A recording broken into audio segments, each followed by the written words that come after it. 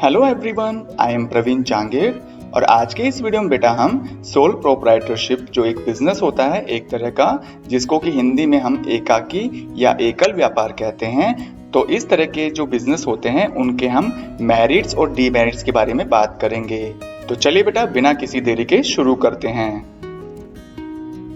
सबसे पहले यदि हम सोल प्रोप्राइटरशिप बिजनेस के मेरिट्स की बात करें तो उसमें बेटा जो फर्स्ट मेरिट अपने सामने निकल के आता है वो है बेटा quick decision making, because there is no need to consult others. बेटा जो सोल प्रोप्राइटरशिप बिजनेसमैन होता है ना, वो क्या करता है, जितने भी प्रकार के डिसीजन लेने होते हैं, जिस भी तरह का वो अपने बिजनेस में रहकर काम करता है, तो उसके रिगार्डिंग यदि किसी भी कंसल्ट की जरूरत पड़े या किसी भी तरह के एडवाइस की जरूरत पड़े तो इस तरह की जो एडवाइस है वो दूसरों से लेने की जरूरत नहीं है, क्योंकि जो बिजनेस है वो उस अकेले के द्वारा चलाया जा रहा है। तो इस तरह से अगर उसे किसी दूसरे से राय मशवरा भी करना हो तो उसकी जरूरत ही नहीं पड़ेगी, क्योंकि उसका जो बिजनेस है बिल्कुल स्मॉल साइज का होता है और उसमें जो सारे काम है वो अपने हिसाब से कर सकता है। और वैसे भी बेटा taking advice from others makes the decision delay.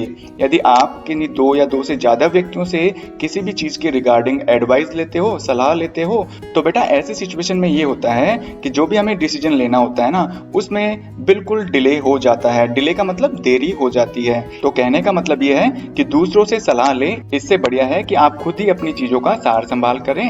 आप अपने लेवल पर डिसीजन आसानी से सोल प्रोप्राइटरशिप बिजनेस में ले सकते हैं। यदि हम सेकंड बेनिफिट की बात करें तो वो है बेटा maintain secrecy. In sole proprietorship business all the information remain secret. तो बेटा जो सोल प्रोप्राइटरशिप बिजनेस होता है ना, जो कि एक ही बंदे के द्वारा चलाया जाता है, तो जितने भी प्रकार की सीक्रेट चीजें रहती हैं या जो भी इंफॉर्मेशन है जो अपने बिजनेस के लिए बहुत ही बेनिफिशियल है, तो इस तरह की जो इंफॉर्मेशन होती हैं वो हमेशा सीक्रेट बनी रहती हैं। क्योंकि बेटा जब पार्टनरशिप हम बिजनेस शुरू करते हैं तो सारी चीजों के बारे में सभी पार्टनर्स को पता होता है। पता नहीं भविष्य में जाकर कौन पार्टनर किस तरह की सूचना को बाहर पब्लिक में लीक कर दे या दूसरे बिजनेसमैन को बता दे कि भाई इस बिजनेस में इस तरह की पॉलिसीज तैयार हो रही हैं। तो हो सकता है इस तरह की पॉलिसीज, इस तरह के जो भी प्लान्स होते हैं, यदि बाहर आउट हो जाते हैं तो बेटा आपके बिजनेस को खतरा महसूस होने लग जाता है। There is no boundation to publish firms accounts to the public. और बेटा एक जो कंपनी होती है ना, उसकी तरह सोल प्रोप्राइटरशिप बिजनेस के लिए उसके जो अकाउंट्स होते हैं, हिसाब किताब की जो चीजें होती हैं, वो पब्लिक को शो नहीं करनी पड़ती। भाई इसके लिए ऐसा जरूरी नहीं है कि भाई आप अपनी जो बैलेंस शीट है, P&L अकाउंट है, कितना प्रॉफिट कमाया, कितना खर्च किया, ये सारी जानकारी आपको पब्लिक को न्यूज़पेपर के थ्रू पब्लिश करवा के देनी पड़े। तो ऐसी कोई बाउंडेशन सोल प्रोप्राइटरशिप बिजनेस में नहीं होती है। ठीक इसी तरह से यदि हम थर्ड बेनिफिट की बात करें तो वो है बेटा enjoy all benefits. There is no need to share profit among others, he और she enjoys all the profit. क्योंकि बेटा आपको पता है कि जो सोल प्रोप्राइटरशिप बिजनेस है उसको चलाने वाला एक ही बंदा होता है, तो भाई जितना भी प्रॉफिट होता है वो सारा का सारा प्रॉफिट उस अकेले बंदे को ही जाएगा। मतलब अपने प्रॉफिट का जो कुछ हिस्सा है पार्टनरशिप की तरह दूसरे लोगों में बांटने की जरूरत नहीं होती है।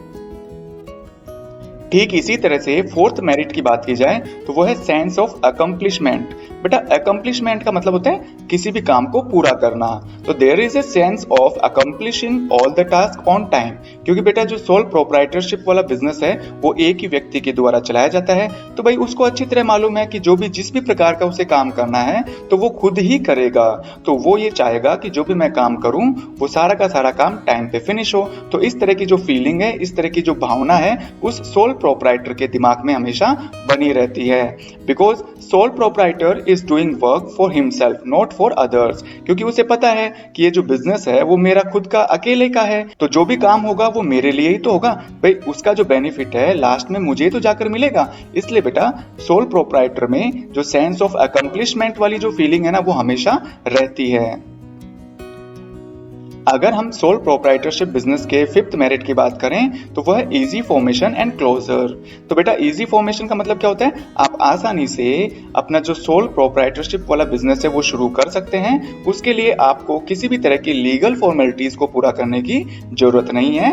इसका मतलब ये हुआ कि आपको अपनी दुकान का रजिस्ट्रेशन कराना जरूरी नहीं है। आप चाहें भविष्य में आने वाले जितने भी खतरे होते हैं उनसे बचने के लिए आप चाहें तो बेटा टिन नंबर ले सकते हैं, लेकिन वो भी आप चाहो तो ले, वरना आप नहीं भी लोगे तो भी बेटा आपको कोई नुकसान होने वाला नहीं है। अगर हम बात करें इजी क्लोजर की, तो जब भी किसी भी कंपनी की हम अगर बात करते हैं तो कंपनी यदि समापन की ओर जा रही है, कंपनी को समाप्त करना है, तो इस चीज की जो सूचना है वो आपको पब्लिक को न्यूज़पेपर के थ्रू पब्लिश करवा कर देनी होती है। लेकिन सोल प्रोप्राइटरशिप वाले बिजनेस में आपको इस तरह के अनाउंसमेंट की कोई जरूरत नहीं रहती।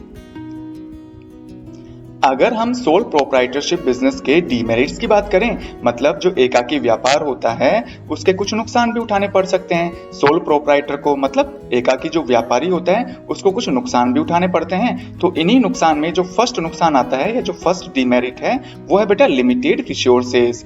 Resources of sole proprietor are limited to his savings और बोरोविंग्स। मतलब जो सोल प्रोप्राइटर होता है ना, एकाकी व्यापारी या जो एकल व्यापारी होता है, उसके जो रिसोर्सेज होते हैं वो लिमिटेड होते हैं, मतलब सीमित होते हैं। उसके पास में ज्यादा पैसा नहीं होता है, जितने भी पैसे होते हैं वो अपनी सेविंग से ले सकता है या फिर किन्हीं व्यक्तियों से उधार लिया गया जो पैसा है उससे अपना बिजनेस शुरू कर सकता है। और जो बैंक भी होते हैं नॉर्मली क्या करते हैं कि banks rarely lend long term loans to him.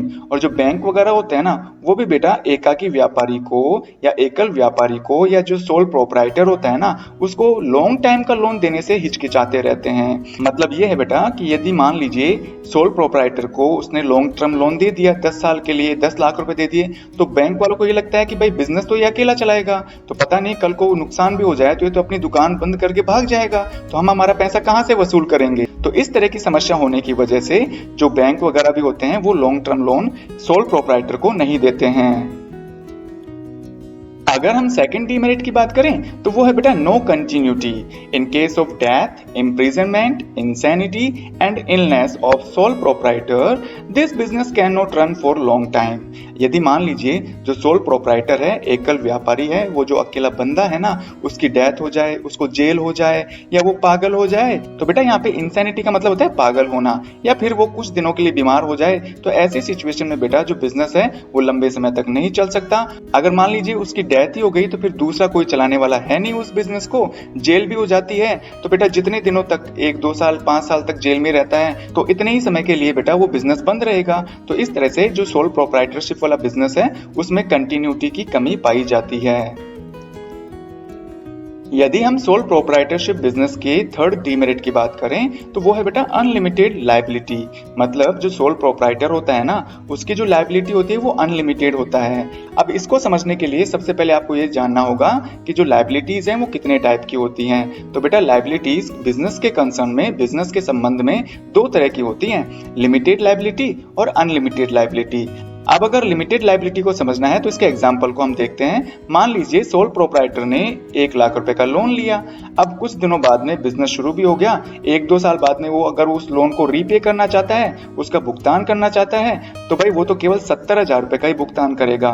तो ऐसी कंडीशन में यदि उसकी लायबिलिटी लिमिटेड है तो जो रिमेनिंग यानी बचे हुए जो 30,000 रुपए है ना वो उसकी पर्सनल असेट से रिकवर नहीं किए जाएंगे।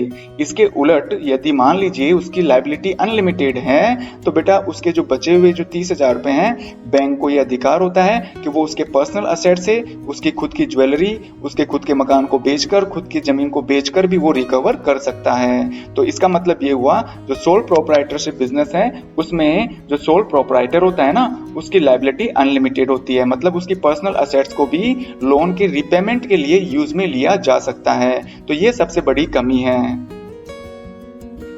यदि हम इसके फोर्थ और लास्ट डीमेरिट की बात करें तो वो है बेटा लेस मैनेजरियल एबिलिटी। इसका मतलब ये है कि जो भी सोल प्रोप्राइटरशिप वाला बिजनेस करता है तो वो एक तो कम पढ़ा लिखा होता है।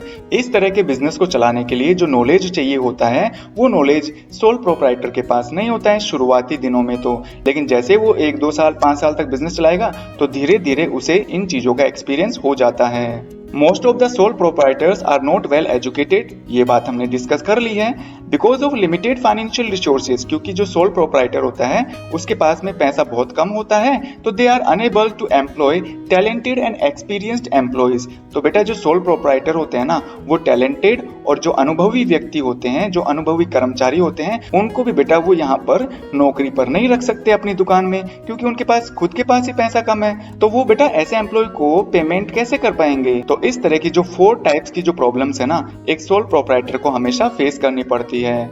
उम्मीद करता हूँ बेटा आपको सोल प्रोप्राइटर जो बिजनेस है उसके मेरिट्स और डीमेरिट्स अच्छी तरह से समझ में आ गए होंगे।